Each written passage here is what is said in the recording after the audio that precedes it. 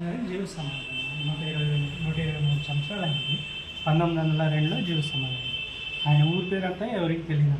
ఆ హాల్ను సొరకాయపురంలో భిక్షం ఎత్తింది ఆ స్వామి. దానివల్ల చూసిన వాళ్ళు పెట్టుకుంది సొరకాయ స్వామిని.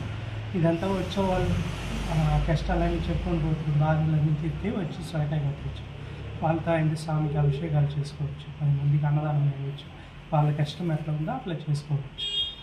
ఆయన ఊరి పేరంతా ఎవరికి తెలియదు. చెన్నైలో ఉండి ఆడ సిద్ధ వైద్యాలు చేసుకొని ప్రాబ్లం అయిపోయి ఊరుగా చుట్టుకొని ఇక్కడ పద్మాదమ్మ పెరుమాళ్ పెళ్ళైన చోటు. ఆ స్థలం చూడాలని వచ్చి ఇడయించుకున్నాను. ఈ ఊరిలో ఒక 70 సంవత్సరాల పైన సిద్ధ వైద్యాలు చేసుకొని మళ్ళీ జీవ సంపాదిస్తారు. రాఘవేంద్ర స్వామి లాగా ధ్యానం చేసుకొని కూర్చొనిస్తాము. పైన ఆయన విగ్రహం పెట్టింది. ఆయన చూసిన వాళ్ళంతా ముసలాయనాన్ని చూస్తున్నారు. ఆ కాలంలో 500 సంవత్సరాల పైన ఆయనలాగానే విగ్రహం పెట్టింది. సొరకాయ కట్టి వాళ్ళు కోరి తీరితే నెక్స్ట్ సాంగ్కి ఏం చేసుకోవాలి స్వామి? అభిషేకాలు చేసుకోవచ్చు, 10 మందికి అన్నదానం చేయవచ్చు.